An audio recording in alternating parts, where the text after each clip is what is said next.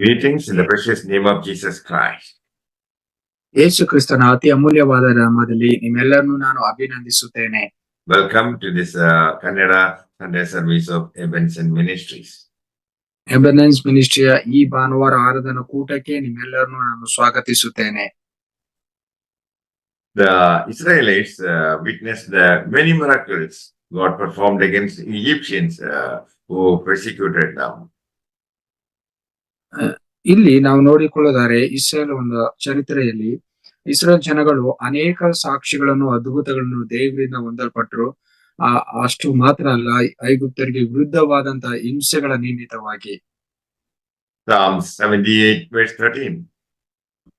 ಕೀರ್ತನೆ 78:13 ವಚನ ಹೀಗೆ ಹೇಳುತ್ತೆ, The Lord divided the sea and caused them to pass through. ಆತನು ಸಮುದ್ರವನ್ನು ಭೇದಿಸಿ ಅದರ ನೀರನ್ನು ರಾಶಿಯಂತೆ ನಿಲ್ಲಿಸಿ ಅವರನ್ನು ದಾಟಿಸಿದನು. He led them with a cloud during daytime and with a light of fire all the night. ಆತನು ಮೇಘ ಸ್ತಂಭವಾಗಿ ಹಗಲನ್ನು, ರಾತ್ರಿ ಅಗ್ನಿ ಸ್ತಂಭವಾಗಿ ಅವರನ್ನು ನಡೆಸಿದನು. He smote the rock in the wilderness and water gushed out. ಆತನು ಅರಣ್ಯದಲ್ಲಿ ಬಂಡೆಗಳನ್ನು ಸೀಡಿ ಅವರಿಗೆ ಸಾಗರದಿಂದಲೋ ಎಂಬಂತೆ ಧಾರಾಳವಾಗಿ ನೀರು ಕುಡಿಸಿದನು. He rained down manna and feathered fowls upon them to eat. ಅವರು ಅನುದಿನದ ಆಹಾರ ತಿನ್ನುವುದಕ್ಕಾಗಿ ಮನ್ನವನ್ನು ಆತನು ಪರಲೋಕವನ್ನು ತೆರೆದು ಸುರಿಸಿದ. Yet they turned back and tempted God and limited the Holy One of Israel.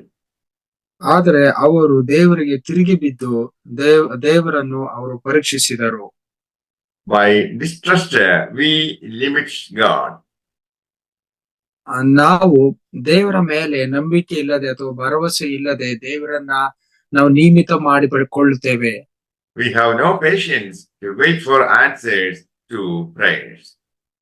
ಪ್ರಾರ್ಥನೆಗೆ ದೇವರ ಸದುತ್ತರವನ್ನು ಕಾಯುವುದಕ್ಕೆ ನಾವು ತಾಳ್ಮೆನೇ ಇರುವುದಿಲ್ಲ. We limit God when we fail to trust His word. ನಾವು ಆತನ ವಾಕ್ಯದ ಮೇಲೆ ಭರವಸೆ ಇಡುವುದರಲ್ಲಿ ದೇವರನ್ನ ನಾವು ನಿಯಮಿತಗೊಳಿಸಿಕೊಳ್ಳುತ್ತೇವೆ. Devil will suggest to discontinue prayer because devil wants your destruction. ಸೈತಾನನಿಗೆ ನೀವು ಆ ಪ್ರಾರ್ಥನೆಯಿಂದ ದೇವರಿಂದ ಡಿಸ್ಕನೆಕ್ಟ್ ಆಗ್ಬೇಕು ಅನ್ನೋದಕ್ಕಾಗಿ ಆತನು ಏನೇನೋ ಸಲಹೆಗಳನ್ನ ತರ್ತಾನೆ, ಆ ಪ್ರಾರ್ಥನೆ ನಿಯಮಿತವಾಗಿ ಕೂರದಂತೆ. Limit not the mercy and grace of God. ನೀವು ಆತನ ಕರುಣೆಯನ್ನು, ಕೃಪೆಯನ್ನು ಎಂದಿಗೂ ಸಹ ನಿಯಮಿತಗೊಳಿಸಿಕೊಳ್ಳಬಾರದು.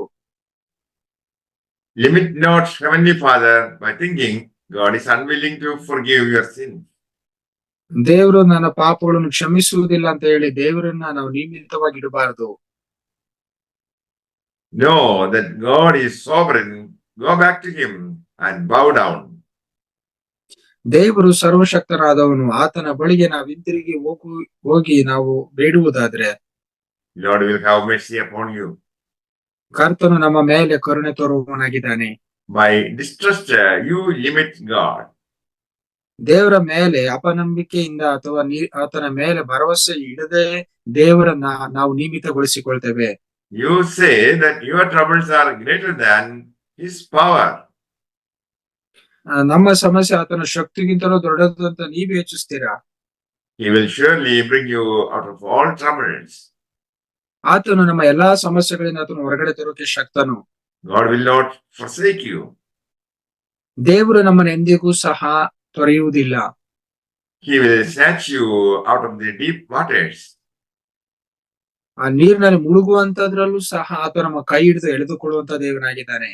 He will not allow floods overflow you.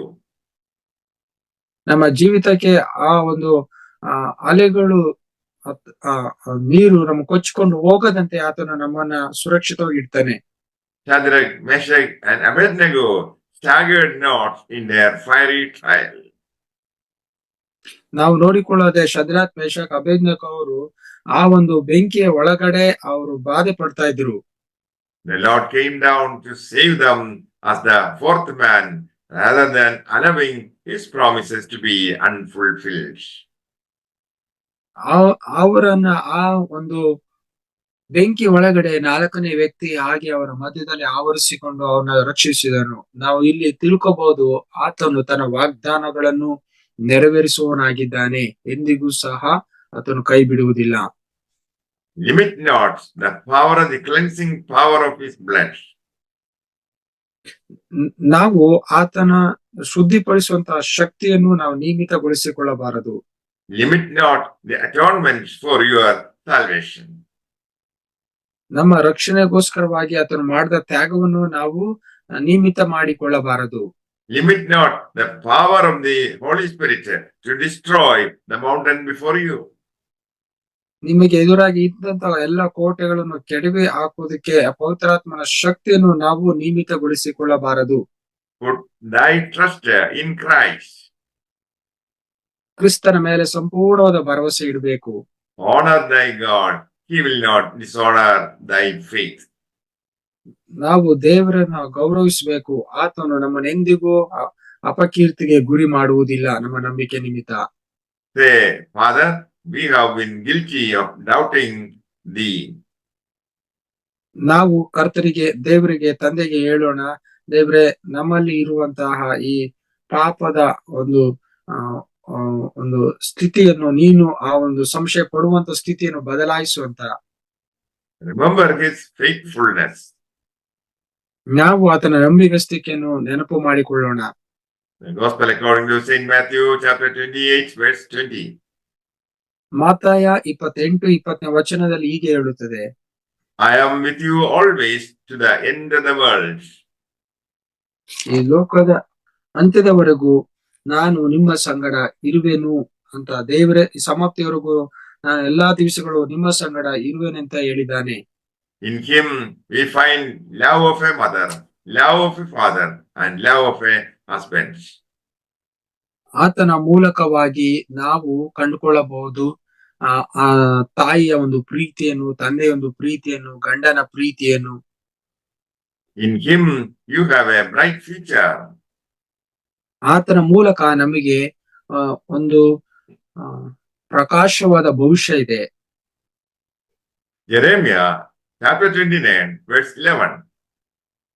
ಯೆರೆಮೀಯನು 29:11 ವಚನ ಹೀಗೆ ಹೇಳುತ್ತದೆ, For I know the thoughts that I think toward you, says the Lord, thoughts of peace and not of evil, to give you an expected end. ನಿರೀಕ್ಷೆ ಇರಲಿ ಎಂದು ನಾನು ನಿಮ್ಮ ವಿಷಯದಲ್ಲಿ ಮಾಡಿಕೊಳ್ಳುತ್ತಿರುವ ಆಲೋಚನೆಗಳನ್ನು ನಾನೇ ಬಲ್ಲೆನು. ಅವು ಅಹಿತದ ಆಲೋಚನೆಯಲ್ಲ, ಹಿತದ ಯೋಚನೆಗಳೇ. ನೀವು ನನಗೆ ಮೊರೆ ಇಡುವಿರಿ. May the Lord bless you all with these words. Amen. ಈ ವಾಕ್ಯದ ಮೂಲಕ ಕರ್ತ ನಿಮ್ಮನ್ನು ಆಶೀರ್ವದಿಸಲಿ. ಆಮೇನ್.